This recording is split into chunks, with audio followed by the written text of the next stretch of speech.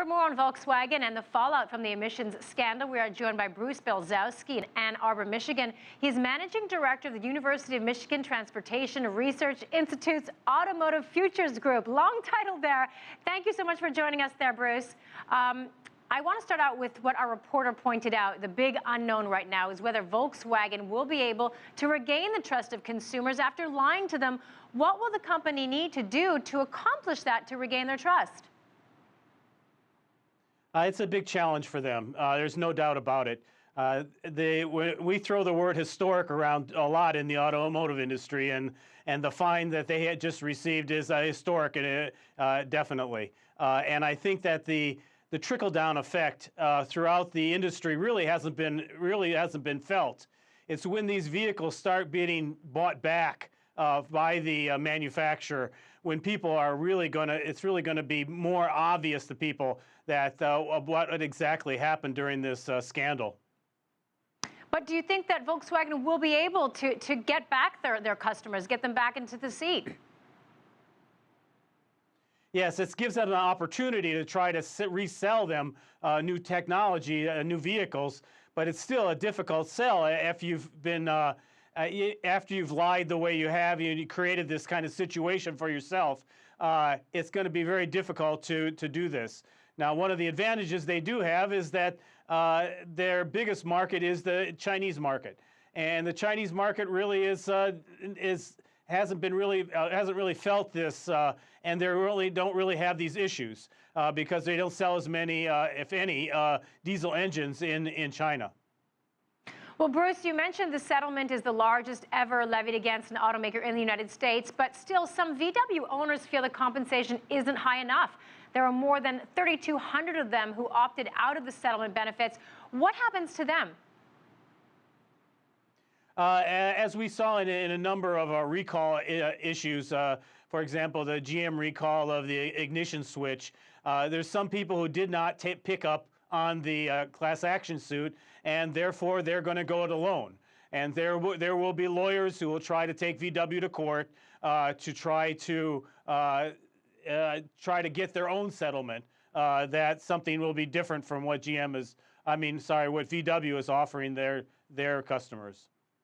So Volkswagen certainly is not clear in the U.S., isn't in the clear rather in the U.S. Right now. What other charges and fines do you think Volkswagen could face in the U.S.? I'm sorry, I didn't understand you. What other charges and fines do you think Volkswagen could face in the U.S.? Because even though this has been settled, there are other pending cases, correct?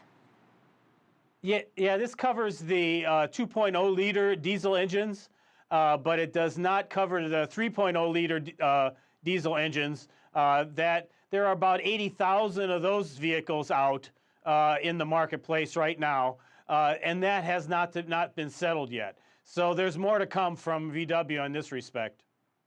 And what about potential criminal charges? Yes, that's an interesting point. I don't know where we're at in terms of the criminal charges. I don't know if this settlement actually makes some of those charges go away.